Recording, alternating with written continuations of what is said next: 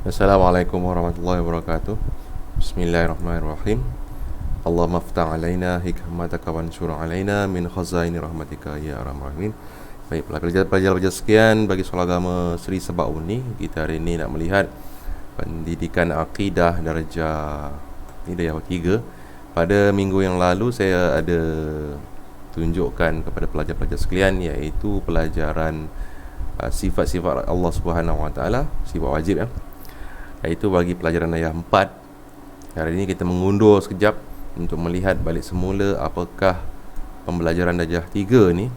Jadi saya pakai mikrofon ini sajalah yang terang. Saya ingatkan mikrofon tu okey, tapi tak boleh, terpaksa pakai mikrofon ini juga. Okey. Kita akan belajar mengenai beriman kepada kitab. Jadi pelajar-pelajar cuma menonton saja video ni dan insya-Allah dapat manfaat. Tak perlu sangat nak membaca pun dah okey, sekadar mendengar saja. Baik, kita mulakanlah. Beriman kepada kitab, pengertian kitab. Kitab itu sendiri kalam Allah yang diturunkan kepada Nabi dan Rasul melalui malaikat Jibril sebagai panduan hidup manusia serta mengandungi peraturan hidup, akidah, syariat yang lengkap. Jadi apa makna kitab? Kitab iaitu kalam Allah. Kalam Allah itu mengandungi cara kehidupan manusia yang lengkap. Okey. Kitab Allah, cara kehidupan manusia yang lengkap. Kitab yang diturunkan kepada Rasul ini ada 4. Kitab Zabur kepada Nabi Daud dalam bahasa Qibti. Kitab Injil kepada Nabi Isa dalam bahasa Syriani. Terbalik ni susunan dia sini. Kitab At-Taurah kepada Nabi Musa dalam bahasa Ibrani. Kitab Al-Quran kepada Nabi Muhammad sallallahu alaihi wasallam dalam bahasa Arab. Ni Ibrani dan Qibti ni satu puak, satu kaum sebenarnya, cuma puak yang lain. Suryani ni pun sama juga. Israel ni gelaran kepada Nabi Yaqub sebenarnya. Bangsanya bangsa Qibti, Ibrani, Suryani, iaitu bangsa yang sekarang menggelarkan diri mereka sebagai Israel. Jadi ada berapa kitab? Ada 4 kitab. Zabur, Taurat, Injil, Al-Quran. Jadi apakah hukumnya kita beriman kepada kitab-kitab ni? Hukum beriman adalah wajib. Kelebihannya iaitu mukjizat Nabi Muhammad sallallahu alaihi wasallam, mukjizat maknawi. Maknawi ni maknanya sesuatu yang terselindung, yang perlu dikaji baru kita nampak. Okey. Isi Al-Quran terpelihara sehingga hari kiamat. Ini kelebihan Al-Quran terpelihara sehingga kiamat. Macam mana boleh terpelihara? Kerana Al-Quran bukan saja dalam bentuk penulisan, akan tetapi dalam bentuk hafazan Semua manusia yang beragama Islam menghafaz Quran yang sama, tak ada yang berbeza-beza. Tidak macam Injil, sekarang dah berubah namanya menjadi Bible. Bible tu gabungan antara kitab Taurat dan juga Zabur dan juga Injil. Akhirnya digabungkan, tebal buku tu dan dinamakan sebagai Bible. Dan berbeza-beza tentang terjemahannya. Yang aslinya dah tak jumpa lagi dah. Menjadi penawar penyembuh segala penyakit, mempunyai isi kandungan yang lengkap, isi kandungan cara kehidupan manusia yang lengkap. Okey. Kemudian kita tengok pada dalil naqli iaitu ayat suci Al-Quran. Bismillahirrahmanirrahim. Ya ayyuhallazina amanu billahi wa rasulih wal kitabil ladzi nazzala ala rasulih wal kitabil ladzi anzala min qabl wa may yakfur billahi wa malaikatihi wa kutubihi wa rusulih wal yaumil akhir faqad dhalla dhalalan ba'ida. Surah An-Nisa ayat yang keempat. Surah An-Nisa surah yang keempat ayat yang ke-136. Maksudnya, wahai orang yang beriman, tenangkanlah iman kamu kepada Allah dan Rasulnya dan kepada kitab Al-Quran yang diturunkannya kepada Rasulnya Nabi Muhammad sallallahu alaihi wasallam dan juga kepada kitab-kitab suci yang telah diturunkan dahulu daripada itu. Dan sesiapa yang kufur, iaitu engkar kepada Allah dan malaikat-malaikatnya dan kitab-kitab dan rasul-rasulnya dan juga hari akhirat, maka sesungguhnya dia telah sesat dengan kesesatan yang jauh. Ini bergoyang-goyang lah. Okey. Apa jadinya apabila kita tidak beriman kepada kitab? Kita akan malas berusaha, akan bersifat hasad dengki, kemudian tidak mendapat rahmat Allah, kita merasai bangga diri, tiada panduan hidup. Ni senang kita tidak beriman kepada kitab ni. Jadi kita akan melakukan apa yang ada logik pada kepala kita. Yang logik kita rasa betul, kita pun buat. Jadi tidak semestinya yang logik itu adalah betul. Tidak semestinya yang logik itu ada betul. Jadi akal ini hendaklah dipandukan dengan Al-Quran. Jadi bila dia berpandukan Al-Quran, akal ini akan boleh membentuk diri manusia jadi rajin, tidak asak dengki, kita pun jadi baik, mendapat rahmat, kita pun tidak bangga diri, kemudian kita ada panduan hidup kita. Ya, hendaklah berpandukan kepada Al-Quran. Baik, itu tentang kitab-kitab yang diturunkan oleh Allah Subhanahu Wa Taala. Kemudian kita akan masuk pada tajuk beriman pada hari kiamat. Pelajaran daya 3 juga, pelajaran yang kedua. Beriman hari kiamat. Hari kiamat ni artinya hari kebangkitan semula makhluk Allah selepas kehancuran alam ini. Hukum berimannya adalah wajib. Ini rukun iman. Nama-nama lain hari kiamat. Yaumul Hisab, hari penghitungan. Yaumul Akhirah, hari akhir dunia. Yaumul Ba'thi, hari kebangkitan. Yaumul Jaza, hari pembalasan. Yaumul Qari'ah, hari keributan. Yaumul Sa'ah, hari penentuan. Yaumul Waqi'ah, hari yang dahsyat. Yaumul Hasyri, hari perhimpunan. Yaumul Zalzalah, hari kegoncangan. Yaumul Ghasyiyah, hari huru-hara. Yaumuddin, hari pembalasan. Kalau kita boleh buat rumusan, ada lagi nama dia, bahawa hari kiamat itu bukanlah hari yang berseronok-seronok. Bukan hari seronok-seronok. Semua cerita pasal ribut lah, apa pembalasan lah, hancurnya muka dunia ni. Dunia ni nak hancur lama lagi. Kita mati dulu dah hancur kita. Kita dah kiamat dulu awal-awal, barulah dunia ni kiamat. Kita dah hancur apa semua, dunia ni pun hancur. Kemudian kita bangkit balik semula. Baik, sambung sebelah. Sebab berlakunya kiamat dalam Quran, kerana alam ini tidak kekal. Semua dalam dunia ini tidak kekal. Manusia pun mati, kereta pun mati, rumah pun hancur. Tinggallah rumah tu 100 tahun, hancur juga rumah tu. Pinggan pun pecah, dan juga basikal pun patah. Semua-semua hancur. Kerana tanda keadilan Allah Subhanahu Wa Taala, pembalasan di dunia ini terbatas. Dunia ni memang tak adil, tidak adil pun dunia ni. Ada orang yang dapat untung saja, ada orang yang merugi, walaupun dia dapat buat baik, tapi tak dapat yang kebaikannya. Jadi pembalasan sebenarnya adalah hari akhirat. Kemudian menunjukkan kebesaran dan kekuasaan Allah Subhanahu Wa Taala. Ya. Tanda-tanda hari kiamat, tanda-tanda kecil hari kiamat. Kita tengok yang tanda kecil dulu. Ramai wanita daripada lelaki hidup bermewah-mewahan, mendirikan masjid. Masjid cantik sangat, terlalu cantik. Ada ayat Quran dia berseni-seni yang harganya beribu-ribu. Kalau nak basuh tangan pun, hulur tangan aja air dah keluar. Cantik sangat. Tapi orang yang datang itu adalah orang yang tak ramai. Orang singgah sebab dia berjalan aja. Kalau orang situ jarang yang nak pergi. Banyak berlaku pembunuhan, orang terhina mendapat kedudukan yang terhormat. Ini tanda hari kiamat, tanda kiamat kecil. Orang yang buruk duduk jadi pemimpin. Orang yang buruk jadi pemimpin, jadi terhormat lah tu dia. Okey, ramai wanita dari lelaki. Ini ramai bilangan dan juga ramai diduduk ke atas, ramai dah sekarang. Yang pegang-pegang jawatan perempuan ni semua. Ustazah lebih ramai dari ustaz. Cikgu pun cikgu perempuan ni ramai. Pekerja kilang ramai juga perempuan. Mana lakinya pergi?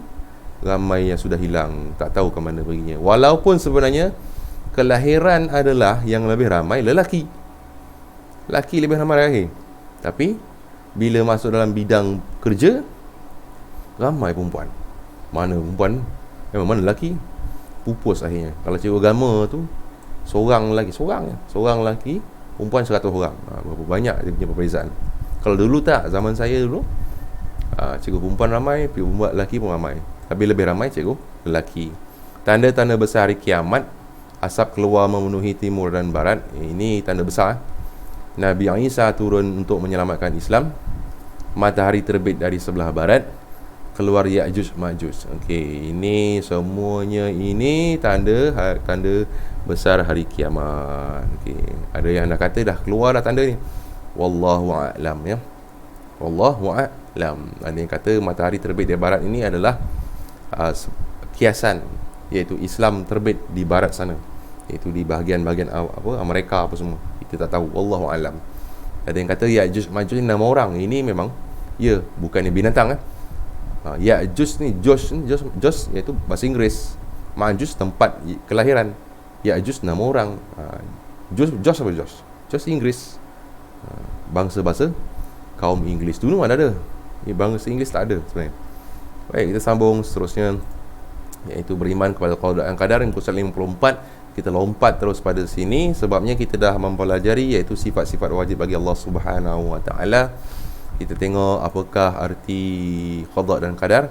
Yang pertama qada iaitu ketetapan, ialah ketentuan atau ketetapan yang telah ditetapkan oleh Allah Subhanahu Wa Taala sejak azali itu. Qada ni maknanya penunaian yang berlaku. Qadar ni pula ialah pelaksanaan yang ditetapkan oleh Allah Taala. Qadar ni qadar, bilangan apa semua tu. Okey. Contohnya di sini nak senang faham, rezeki, rupa paras, umur seseorang. Contoh, berlatih bersungguh-sungguh dalam sukan tetapi tewas dalam pertandingan. Ini kadar dia lah. Kalah juga. Belajar macam mana pun sungguh-sungguh pun gagal juga. Berusaha macam mana sekalipun tak dapat juga. Tak kaya-kaya juga, miskin juga. Macam itu. Itu kadarnya. Ini ketetapan, ketentuan dan juga ketetapan. Baik, kita lihat di situ ayat suci Al-Quran. Bismillahirrahmanirrahim. Inna kulla syai'in khalaqnahu biqadarin. Sesungguhnya kami menciptakan tiap sesuatu menurut takdirnya. Ada kadar dia, ada bilangan dia, ada dunia tu, sukatan dia. Dalil nakli, wa kullu syai'in 'indahu bimiqdar. Dan tiap-tiap sesuatu adalah ditetapkan dengan kadar yang tertentu. Okey, ini kat dalam dunia ni kalau tak ada takdir ni tak boleh hidup. Tak ikut kadar ni tak boleh hidup manusia. Hancur macam. Kenapa? Ambil contohnya yang takdir yang memang tak boleh berubah. Kandungan udara dan juga kandungan tanah dan juga kandungan atmosfera, ini adalah sudah yang ditetapkan, yang ditentukan. Kalau tak cukup dia punya bilangan dia, maka tidak akan hidup manusia. Okey, demi nisbah oksigen, nisbah air dan juga nisbah tanah. Tanah ada 29, air ada 69, 70 gitu, 70, 30, supaya kita dapat hidup. Itu namanya dia punya kadar dia yang telah ditetapkan untuk kehidupan manusia. Takdir ni itu untuk kebaikan, bukan untuk keburukan sebenarnya. Hukum beriman kepada takdir ni adalah wajib. Okey, apa makna qada? Qada iaitu ketentuan. Apa makna takdir? Pelaksanaan. Okey. Sambung sebelah dia, contoh-contoh, kesan-kesan dia. Kita akan lihat bawah situ, kemudian kita akan lihat contoh-contoh dia lagi. Kesan beriman dengan qada dan qadar iaitu tidak mudah berputus asa. Kemudian kita tidak menyalahkan Allah Subhanahu Wa Taala. Kita sabar menempuhi dugaan dan redha dengan perkara yang berlaku, bertambah usaha dan sentiasa patuh kepada Allah Subhanahu Wa Taala, hati akan tenteram. Ingat sebenarnya dalam dunia ni memang penuh dengan takdir. Sedangkan daun-daun yang jatuh tu pun tak senang-senang dijatuh. Bukan dia jatuh sekati dia ya. Okey, daun yang basah disebut dalam Quran. Ada daun yang basah, daun yang kering, kehidupan dalam kelautan. Ini semua takdir Allah Subhanahu Wa Taala. Itulah bagi ganjaran orang yang beriman kepada qada dan qadar. Orang ramai beriman kepada Allah, malaikat, kitab, rasul dan juga yang dua yang selalu orang yang kurang beriman iaitu hari akhirat dan juga qada dan qadar. Okey ya. Itu yang jadi masalah. Ikhlas dalam setiap perbuatan. Kalau dia beriman kepada Allah Subhanahu Wa Taala dengan takdir ni, dia akan ikhlas. Dia tahu bahawa Allah Taala yang menentukan segalanya. Sabar menghadapi ujian, bertambah sifat tawaduk kepada Allah Subhanahu Wa Taala, kita mendapat pahala, motivasi diri untuk berjaya, redha dengan ketentuan Allah. Yang sebenarnya dunia ni bukan ada apa-apa pun sebenarnya kalau nak ikutkan dalam Islam. Dunia ni hanyalah laluan saja. Oleh itu, kalau dia dapat sesuatu yang buruk setelah dia berusaha, dia tak apalah, dia kata redha, dia sabar. Kerana apa yang kebaikan dalam dunia ni adalah untuk kebaikan akhirat. Apakah yang keburukan dalam dunia ni adalah keburukan untuk untuk kebaikan untuk hari akhirat. Apa yang dapat kita buruk pada dunia ni adalah untuk kebaikan di hari akhirat. Sebenarnya Allah Ta'ala buat takdir ni adalah untuk kebaikan diri manusia. Susah kita nak menerimanya, itu saja. Oleh itu, kalau siapa yang dapat terima, dia akan ikhlas dalam perbuatan dia. Okey. Jadi kita yang pertama sekali, kalau dia tidak beriman dengan qada dan qadar, kita mudah putus asa.